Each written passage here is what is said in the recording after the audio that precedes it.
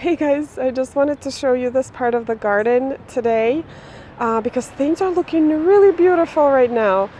So let's start with the obvious, which is this beautiful Clematis. This is Madame Julia Carvin Clematis, and this is about a 3-year-old specimen.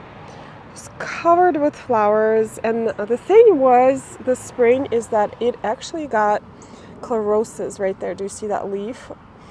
And that was because I did not fertilize it at all in the past year, and Clematis is a very heavy feeder.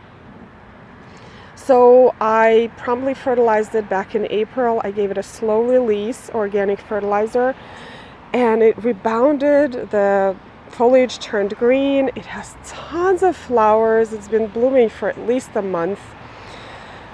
Just love that plant. I underplanted it with some Verbena bonariensis. This is Royal Dreams. It's a little bit shorter than your regular Verbena, which I also have in the garden. I think it's a beautiful combination. There are some flowers that are about to bloom, but I'm just going to ignore them for now and come back later. There's an Echinacea that is starting to bloom. This is Magnus, I believe. I lost the label, but I'm pretty sure that's it. There are some old-fashioned Phlox that are starting to bloom, and I did not Chelsea chop it the first time this year, and it's quite tall. And as you can see right there, those are larkspurs. Boy, do I love larkspurs. I started them from seed last year, and the variety was called Fancy Blue Purple, and they pretty much self-seeded in this spot, and I got all sorts of different colors. I also had some pinks, but just love that. Over here I have some feverfews that are kind of taking over the beds. This Veronicastrum is about to bloom. It's a beautiful native plant right here. I love the foliage of this hibiscus mosquitoes. And over there is a Phlox. I'm not sure as for the variety, but I'm pretty sure it's some proven winner's plant. It looks beautiful with the Stachys byzantina right there. I know a lot of people do not like the lamb's ear blooming, but I really like that. I find it very architectural in the garden. And over here, I still have this geranium blooming. This is Johnson's Blue. It is not as profuse as the Roseanne, which I love, but still this year it's been just a couple of months since it's been blooming. The difference between this one and the Roseanne is that Roseanne is sterile and it blooms all summer long. Here comes the ice cream truck. This combination I just adore. This is Hydrangea Invincibelle together with some feverfews, which I have a lot of in this spot, and also this Miscanthus grass, which I meant to divide this spring and I totally forgot. It's just giant. That needs to go. Like half of it needs to go. But the Invincibelle hydrangea is one of the arborescens, one of our native hydrangeas. I've had this one here for a while, probably like 8 years. Just beautiful. And here's more feverfews.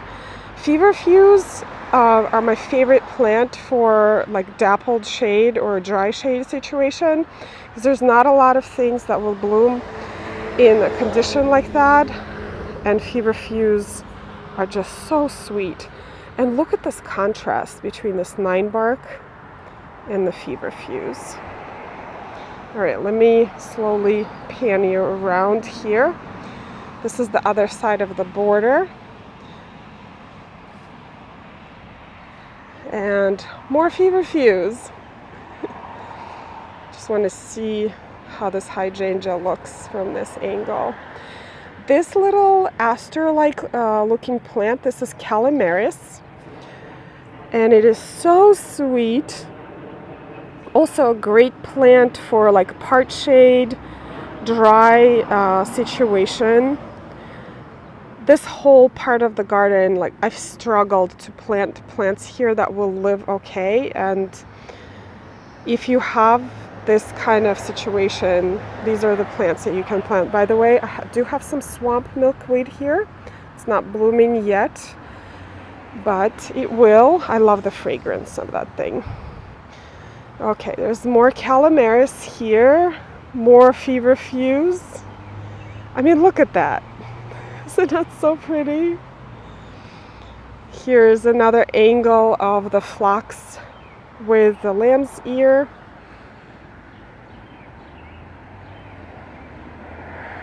If I find the name of that Phlox, I'll post it on the screen for you. Here's more larkspur, and there is Veronica that is just about starting to bloom. This is called Purpleicious. I am not a big fan of Veronicas. I still was struggling to find one that is longer blooming because they're kind of like 2-week blooming plant, and I would like something a little bit longer blooming. I'm sorry about the plane. The planes are back, you guys.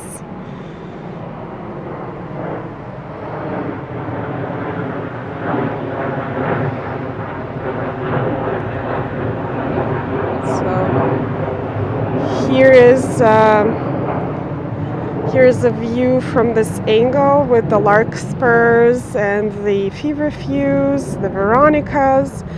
I have another Veronicastrum that is going to bloom. There's some Echinaceas, but you can see why I wanted to show you this, because this is just so pretty right now. Anyway, I think this is it for this quick tour of the garden. I hope you enjoyed it.